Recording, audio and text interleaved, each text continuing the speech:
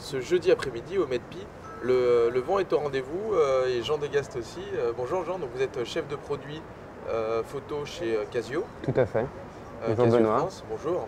C'est vrai que et Casio, on a vu arriver des nouveaux produits assez innovants avec le ZR10, le ZR100. Tout à fait. On sent que le capteur est rétroéclairé au cœur de cette stratégie avec des produits rapides qui gèrent bien les basses lumières. Et puis aussi une de vos spécificités, c'est le mode HDR tout à et fait. HDR Art. Tout à fait, exactement. Alors, en fait, l'objectif pour Casio, c'est d'arriver à se différencier sur ce marché très uniforme que sont les iZoom, donc un des seuls marchés sur les compacts vraiment en croissance. Et pour ça, nous, on a choisi effectivement la technologie HDR qui s'appuie, comme tu l'as dit, sur un capteur CMOS rétroéclairé.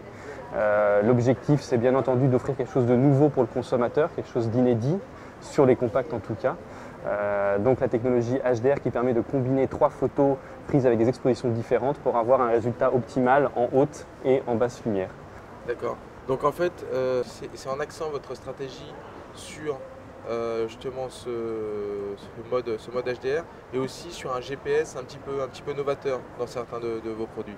Alors il y a effectivement un produit qu'on a lancé en fin d'année dernière qui s'appelle le H20G, qui était un produit avec un GPS hybride, c'est-à-dire doté d'un accéléromètre qui permet également de se géolocaliser même dans les endroits où le GPS ne capte pas, qui en plus est doté d'un système de carte intégrée, donc qui permet vraiment aux consommateurs, en plus de se géolocaliser, de s'orienter grâce à son appareil photo. D'accord.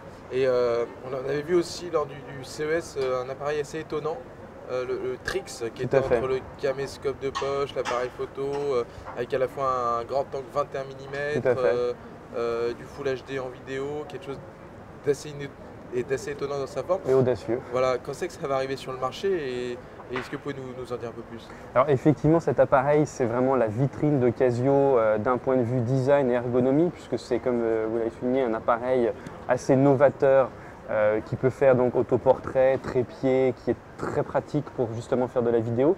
Et en plus une vitrine d'un point de vue technologique, puisqu'il bénéficie des dernières avancées de la marque, à savoir effectivement le capteur CMOS rétroéclairé, les modes HDR que j'ai évoqués tout à l'heure, mode panorama, etc. Et c'est un appareil donc, qui est lancé actuellement aux États-Unis et qui sera lancé en Europe à peu près autour de septembre, donc à la rentrée. Donc à la rentrée, vous avez une idée du prix à peu près? Alors pour l'instant, on ne communique pas encore sur le prix, mais très vite, vous serez informés là-dessus. Voilà. Donc c'est vraiment une vitrine design et technologique pour la marque Casio. Alors on a vu que la plupart des marques avaient soit une stratégie réflexe, soit une stratégie hybride, soit comme Fuji, lancer des appareils, des grands capteurs assez haut de gamme pour créer de la valeur sur ce créneau en croissance. Et chez Casio, on attend toujours. Est-ce qu'à votre avis, il y a des choses dans les cartons? Est-ce qu'il faut attendre une surprise ou c'est définitivement pas le cheval de bataille de Casio? Alors je pense qu'il y aura forcément des surprises. Ça, Casio l'a toujours prouvé, il y aura forcément des surprises. Après, vous dire que l'hybride va arriver demain, ça non. Par contre, c'est sûrement quelque chose qui est à l'étude. Nous, à la filiale France, on n'est pas non plus au courant de tous les développements, donc il y a peut-être des choses qui sont dans les bacs, mais qui n'ont pas encore été communiquées. Et dernière chose, on sait aussi que vous faites souvent des opérations assez originales avec la distribution, Tout à fait. avec des voyages, choses comme ça. Qu'est-ce que vous avez prévu là sur la fin du premier semestre pour dynamiser vos ventes? Alors on a prévu 2 grosses opérations consommateurs. La première concerne donc les appareils photo dédiés au voyage, à savoir le H30 et le fameux H20G qu'on a évoqué tout à l'heure.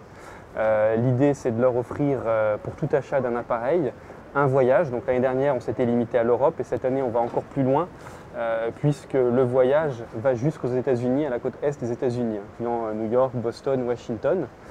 Tous les gens qui achètent l'appareil photo, il n'y a pas de tirage au sort comme ça, c'est systématiquement on gagne un voyage. Automatique. Donc c'est-à-dire que si vous voulez partir à New York cet été, ça revient moins cher d'acheter un H30 chez Casio et vous avez votre voyage offert. Et puis parallèlement à ça aussi, on a une autre offre donc, sur la gamme HDR, donc avec le ZR10 et le ZR100, qui est là, c'est un livre photo offert ou une impression sur toile et qui a commencé vendredi dernier.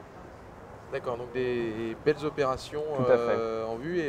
Et et vous en tirez, et par rapport à l'opération que vous avez fait l'année dernière, Il y a eu de très très beaux retours et c'est pour ça qu'on continue. On va chercher à capitaliser un peu sur cette image qu'on est en train de créer. Donc Casio est la marque dédiée au voyage.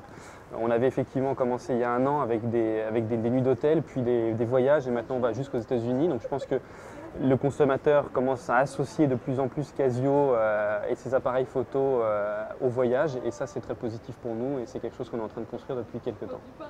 merci beaucoup Jean. Merci Benoît.